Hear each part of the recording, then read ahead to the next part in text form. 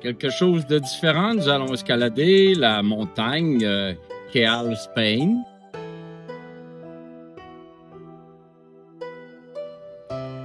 Le site est divisé en deux par la rivière des 1000 Linga et la passe des Rats.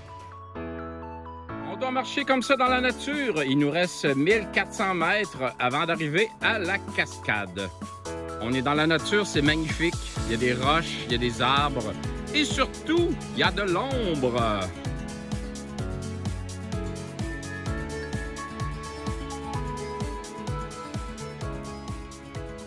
La fourmi Leptogénis est répandue dans toutes les régions tropicales et subtropicales et il existe plus de 260 espèces. 5 espèces du genre Leptogénis sont présentes au Cambodge. Il s'agit d'un type de fourmi noire dont la morsure est très douloureuse. L'animal peut être extrêmement virulent, comme le montre le vidéo où l'on voit un groupe de fourmis attaquer, mettre à mort et transporter un autre insecte, un myriapode beaucoup plus grand qu'elle. Pour l'humain, la morsure est très douloureuse, mais sans conséquence. Devinez quoi? Notre guide nous fait encore monter des marches. Ici, on monte des marches, même dans la nature. Le Cambodge, il y a des marches.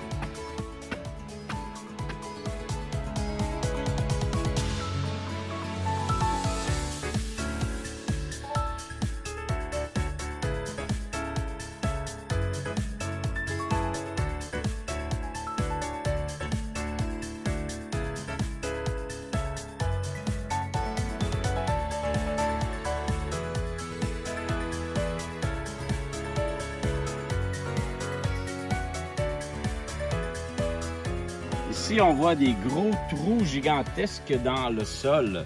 Ce sont des trous d'araignées noires que les Cambodgiens adorent déguster avec appétit. Le site Keal, Spain, signifie la tête du pont en raison de ce gros rocher qui enjambe le cours d'eau et dans lequel, de chaque côté, sur 200 mètres, on peut voir de magnifiques sculptures directement sculptées dans les pierres longeant les rives de la rivière, et ce sur 200 mètres. On retrouve des lingas, qui sont des représentations, disons, phalliques du dieu Shiva, ainsi que d'autres représentations de dieux hindous, directement sculptées. C'est vraiment magnifique.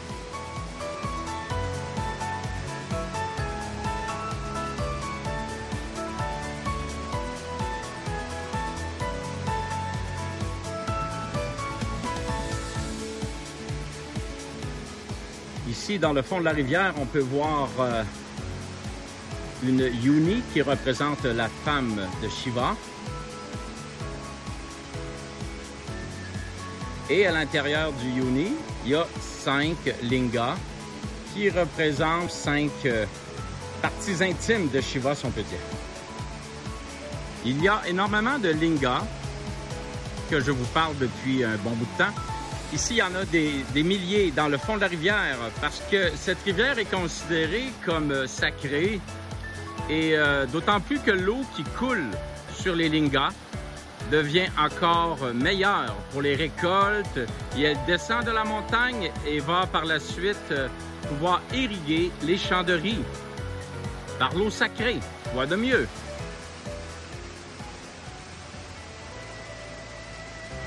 Sur le parcours, on retrouve comme ça des petits hôtels improvisés en l'honneur, celui-ci, de Bouddha.